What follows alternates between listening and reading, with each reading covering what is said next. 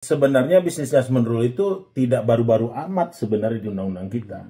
Undang-undang perseroan terbatas Undang-Undang 40 tahun 97 itu sudah mengatur mengenai konsep business judgment rule itu di dalam pasal tidak ada konflik of interest, mengikuti SOP dalam mengambil keputusan, melakukan feasibility study yang benar gitu kan. Namun kemudian karena itu rugi, maka seharusnya itu bukanlah kerugian negara. Bisnis akhirnya kan, bisnis kan belum meskipun dihukum di tingkat bawah, ya, namun kemudian di Mahkamah Agung itu dibebaskan.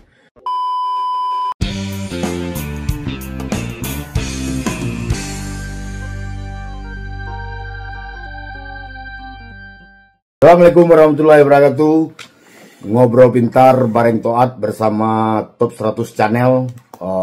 Saat ini menghadirkan seorang yang merupakan lawyer muda dan kondang di Jakarta, dan kebetulan anak Padang yang jelasnya, itu Dev Rizal Jamaris.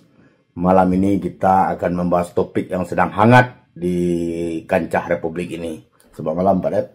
Selamat malam Pak Adrian Toswandi, ya, teman lama. Iya, kita dari satu alma mater. Iya, sudah lama ya kita. Nah, udah lama tidak ketemu. Ramadan mempertemukan kita malam ini. Alhamdulillah kita ketemu ya, di tempat yang di kantor beliau, Kudri and Jamaris. Ya. Ya kan? Ya. Terima kasih sudah berkunjung ke kantor kami. Oke. Pak Adrian. Beliau ini lawyer terbaik ASEAN ini. Tapi topik kita tidak persoalan pembelaan, tapi ini semacam yang heboh kemarin itu tentang Danantara, apa sebuah BUMN baru yang dilahirkan oleh dari hasil revisi undang-undang. Mungkin secara detail nanti akan dijelaskan oleh Pak Dev sebagai praktisi hukum, yang kita kerucutkan ke arah business judgment rule. Ya, business judgment. Nah, ini kan heboh kemarin itu bagaimana orang mengatakan tidak bisa kalau dirut BUMN itu diperiksa oleh polisi jaksa. Ini tidak sama kedudukannya dalam hukum. Sebenarnya apa sih yang dimaksud itu? Silahkan, waktu dan tempat kami persilahkan kepada Pak Dev Rizal Jamaris. Ya, terima kasih Pak Toat atas pertanyaannya. Ya, memang baru-baru ini ya kita di Indonesia sedang diramaikan dengan adanya super holding. Nggak ramai pro kontra. Ramai pro kontra sehubungan dengan berdirinya Danantara sebagai super holding baru dari BUMN kita, di mana di sini merupakan hal yang baru di negara kita ini, dan tentunya banyak orang bertanya-tanya di mana ketika pembahasan undang-undang tersebut juga bersifat cepat ya, karena memang kebutuhannya dan itu Presiden Prabowo ingin segera mewujudkan cita-cita luhur katanya, yang dulunya kalau nggak salah Danantara ini memang cita-cita dari almarhum Profesor Sumitro Jayadikusumo. Nah, jadi kalau kita mau bicara tentang undang-undang BUMN yang baru ini sangat luas spektrumnya ya.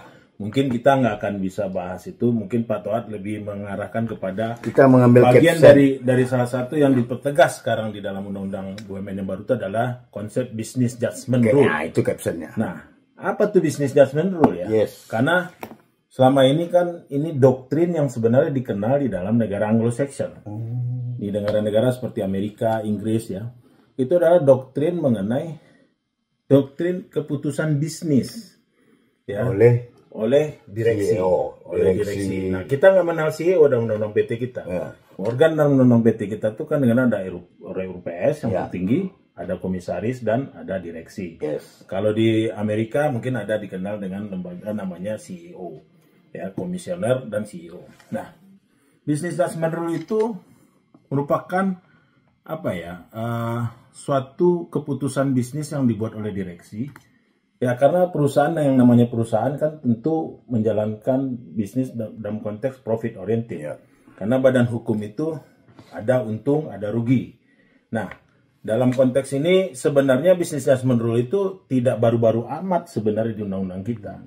Undang-undang perseroan terbatas Undang-Undang 40 tahun 97 itu sudah mengatur mengenai konsep business judgment rule itu di dalam pasal 97 ayat 5. Ya, tapi kan Pak Dev, banyak berita, banyak yang kita lihat, yang kita tonton, direksi-direksi dan dalam bentuk perusahaan plat merah itu, kan banyak di ujung-ujung jabatannya terus setengah bertugas dia ditangkap, ditahan, dipidana. Ya itu kejadiannya kan di dalam ini ya, bisnis adjustment dalam rangka menjalankan tugas sebagai direksi di BUMN terutama. Karena konsepnya BUMN itu meskipun ya definisi dari BUMN itu adalah kekayaan negara yang sudah dipisahkan, namun kita di rezim Undang-Undang Keuangan Negara ya, meskipun itu sudah dipisahkan, namun itu asal modalnya itu adalah dari modal negara. Nah ini masih jadi, meskipun ada konsep business adjustment rule itu sudah ditegaskan di dalam undang-undang yang sebelumnya, undang-undang PT ya, pasal 95 ayat 7 97 ayat 5 tadi, bahwa namun ya aparat penegak hukum dalam konteks BUMN karena modalnya itu modal masih tetap terkait dengan keuangan negara, maka itu jadi pintu masuk. Nah sehingga terjadilah perdebatan mana yang lex spesialis di sini, apakah undang-undang BUMN yang sudah mengatur business adjustment rule atau undang-undang keuangan negara yang masih mengatur bahwa keuangan negara itu modal itu ada unsur dari APBN gitu loh, dari uang negara. Nah ini selalu jadi tarik ulur di pengadilan, tarik menarik, maaf bukan tarik ulur, tarik menarik di pengadilan. Jadi perdebatan tapi kalau kita melihat dari cara menjalankan bisnisnya, maka harusnya lex spesialis adalah undang-undang BUMN, ya kan? Tapi kalau kita bicara uangnya, maka yang menjadi lex spesialis adalah undang-undang keuangan negara tadi. Nah sebenarnya kalau dalam konsep bisnis adjustment rule itu ya, anggota direksi itu tidak dapat dipertanggungjawabkan atas adanya kerugian dari satu perusahaan itu apabila ya dia sudah menjalankan perusahaan itu dengan prinsip-prinsip yang bisnis sebaiknya, prinsip bisnis yang baik. Yang pertama ya, kerugian itu bukan karena kesalahan atau kelalaiannya, terus dia juga telah melakukan pengurusan dengan itikat baik. Nah ini penting nih, tapi itikat baik ini kan memang beti kan, beda-beda tipis dengan etikat buruk kan. Ya itu akan dilihat dari fakta, bagaimana dia menjalankan. Kalau dia memang benar dari ada mens rea-nya misalnya ya, dengan tujuan memang dia mengambil keuntungan di situ, ada konflik of interest di situ ya kan. Kelihatan di situ ada kepentingan, dia konflik kepentingan, dia ambil keputusan. Nah itu tidak bisa ya disebut memenuhi dengan azas. Ada nak case-nya seperti sebelum BUMN undang-undang direvisi ini, undang-undang BUMN? Banyak sebenarnya dari tahun 2002 dulu di kasus di Rut Pukaltim Pak Omai, itu dulu juga ada investasi yang dilakukan oleh beliau pada masa saya lupa investasi, pokoknya waktu itu PKT Pupuk Kaltim ya. Kemudian investasi itu menemukan kerugian di kemudian hari. Nah kemudian jaksa menangkap dan membawa beliau memproses ke Tipikor, dan di sana dinyatakan bahwa kerugian itu sebagai kerugian negara yang harus ditanggung jawab dia. Nah dan Pak Omai waktu itu ya menegaskan bahwa keputusan bisnisnya sudah dijalankan dengan prosedur dari awal, prosesnya ya. Tidak ada konflik of interest, mengikuti SOP dalam mengambil keputusan, melakukan feasibility studies yang benar gitu kan. Namun kemudian karena itu rugi, maka seharusnya itu bukanlah kerugian negara. Akhirnya bisnis kan belum meskipun dihukum di tingkat bawah, namun kemudian di Mahkamah Agung itu dibebaskan. Demikian juga terakhir ini Pak Ibu Karen Agus Setiawan yang mantan Dirut Pertamina untuk kasus yang sebelum ini. Kemudian sekarang ada lagi, yaitu waktu itu kasus investasi kalau nggak salah Pertamina di Australia kalau nggak salah melakukan investasi pembelian blok gitu ya. Nah next, sekarang hari ini dan hari depan banyak di calon-calon direksi yang diumumkan ke publik untuk Bank Himbara. Ini terbantu nggak dengan adanya undang-undang revisi BUMN ini dengan prinsip business adjustment rule tadi? Ya sebenarnya prinsip business adjustment rule itu ya sangat merupakan prinsip yang melindungi ya keputusan bisnis. Keputusan bisnis yang dikerjakan secara profesional. Ya, dengan asal memenuhi syarat-syarat tadi. Nah, syarat-syarat itu antara lain ya dijalankan dengan itikat baik, ya kan dengan tujuan cara yang benar, terus dasar yang rasional, penuh kehati-hatian, prudensial ya, dan itu tujuan untuk kepentingan perusahaan dan berdasarkan tata kelola perusahaan yang baik dan benar. Nah, ini nanti kalau seandainya ada tuduhan kepada si direksi tersebut, nah ini pembuktiannya terbalik. Si direksi ini yang membuktikan Itu pembuktian terbalik itu udah biasa. Bukan pembuktian terbalik ya sebenarnya, tapi dalam konteks ini yang pembelaan dia, prinsip BJR itu dia akan membuktikan bahwa dia sudah menjalankan itu sesuai dengan prinsip-prinsip yang tadi. Nah, salah satu contohnya aja ya, yang penting itu salah satu ya tidak ada konflik of interest dalam pengambilan keputusan. Nah, itu sangat penting itu jadi pegangan bagi para direksi-direksi, terutama direksi BUMN ya. Sebenarnya prinsip bisnis judgment rule itu untuk perusahaan swasta biasa, ya itu kan yang akan menuntut kerugian nanti kan pemegang saham ya.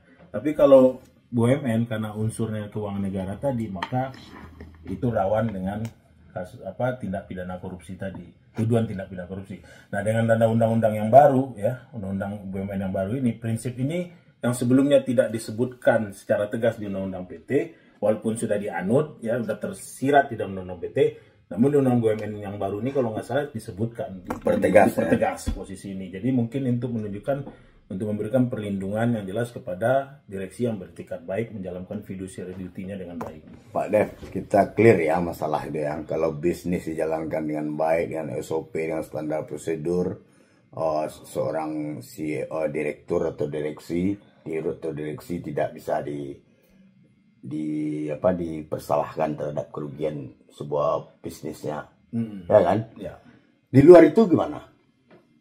Maksudnya? Misalnya Dirut ini melakukan prinsip-prinsip memperkaya diri sendiri di luar bisnisnya, tapi dia dalam jabatan Dirut. Ya harusnya itu udah nggak boleh ya. Kan masih bisa dilakukan pemeriksaan oleh aparat penegak hukum kan? Ya, ini konteksnya kalau di BUMN ya, karena ada kerugian negara, ya itu bisa, ya makanya itu termasuk melanggar itu tadi, prinsip-prinsip tadi. Ya, dia nggak dalam proses bisnis yang menjalankan bisnis. Saya dia menerima gratifikasi. Bisnis sudah dijalani dengan SOP, lalu menang vendor A. Ya. Besok sebulan 2 bulan setelah itu vendor ini ngasih hadiah misalnya. Ya itu kan sebenarnya gini. Kalau soal menerima gratifikasi itu kan yang terlarang itu kan sebenarnya kan adalah ASN terutama ya, untuk berlaku untuk ASN, untuk direksi BUMN itu juga iyalah kena ya untuk direksi BUMN itu juga bagian dari ini ya, dari yang diatur gitu ya karena itu kalau itu dia menerima hal yang di luar yang sudah diatur, yang dilarang oleh undang-undang, ya jelas dia melanggar. Bisa, boleh ya. Tapi kenanya bukan karena bisnis judgment rule, itu nggak ada kaitan. Oh gitu. Berarti bisnis judgment rule di dalam undang-undang BUMN itu membackup kerja seorang direksi yang profesional. Ya, betul. Karena itu juga akan menjadi perlindungan bagi direksi yang benar-benar bersungguh-sungguh menjalankan perusahaan untuk mencari untuk mendapatkan keuntungan sebesar-besarnya buat perusahaan. Kita kan doktrin ini berlaku di Amerika karena hakim itu menganggap bahwa keputusan bisnis itu kan bukan hakim yang berhak untuk menjudge. Itu adalah ranahnya bisnis. Nah itu konsep pertama di Amerika, kenapa bisnis judgment rule itu dihormati. Karena hakim menganggap bahwa ya Amerika itu kan prinsip hukumnya kan Anglo-Saxon itu lebih terbuka dan pragmatis. Kan? Jadi mereka melihat ya secara ekonomi ya dia menjalankan perusahaan dengan untuk mendapat keuntungan sebesar-besarnya untuk usahanya yang untuk kemajuan perusahaan, itu memang harus dilindungi gitu loh, dari bisnis judgment rule ini. Tapi kok diributin orang Pak Kacau? Pas ini di Indonesia diributkan karena itu tadi, karena bisnis judgment rule, karena direksi-direksi itu direksi BUMN yang menolak keuangan yang masih ada uang rakyatnya. Ya masih ada walaupun di definisi dari undang-undang BUMN mengatakan ada kekayaan negara yang dipisahkan, namun rezim undang-undang keuangan negara, undang-undang perbendaharaan negara mengatakan bahwa modal BUMN itu masih adalah pintu masuknya itu negara. Pintu masuknya itu. Jadi saya melihat ya, walaupun ada nih undang-undang ini, APH masih akan melihat ini sebagai pintu masuk. Gawat itu. Sebenarnya nggak gawat juga Pak. Intinya selama dia menjalankan dengan dua objek hukum dengan aturan yang bertolak belakang, gawat itu. Ya tapi kan harus melihatnya dari ini. Mau nggak mau kan memang BUMN itu kan ada unsur keuangan negara di situ kan gitu. Tapi sisi positifnya bagi si pelaku di BUMN, ya. Ini kan warning juga ya dia kan, lu aman di bisnis assessment rule, tapi di undang-undang keuangan negara lu belum tentu aman. Ya, jadi kan? Makanya di situ kan APH ada kaitan. Harus ya kalau selama bisnis assessment rule-nya dipenuhi gitu ya, seharusnya APH nggak bisa masuk di situ. Dan ada kerugian jadi justru untuk melindungi dari tuduhan kerugian negara yang semena-mena tadi gitu loh kepada si direksi tadi. Itu sebenarnya intinya. Itulah. Itu yang dimaksud business adjustment rule. Nah, dengan Pak Devriza Jamari sini kita sebentar saja bisa dicerahkan. Ada aturan yang mengatakan direksi ketika menjalankan prinsip bisnisnya dengan cara yang tepat, etikat baik, apalagi salah satunya tidak konflik interest ya. Nah, itu bisa dikatakan tidak bisa dilakukan pemeriksaan oleh APH, alat penegak hukum. Mungkin ini sesi pertama kita dengan Pak advokat terkenal di Indonesia ini, dan kita tutupi Ngobrol Pintar bareng Toat dan Top 100 Channel malam ini. Assalamualaikum warahmatullahi wabarakatuh. Assalamualaikum warahmatullahi wabarakatuh. Terima kasih.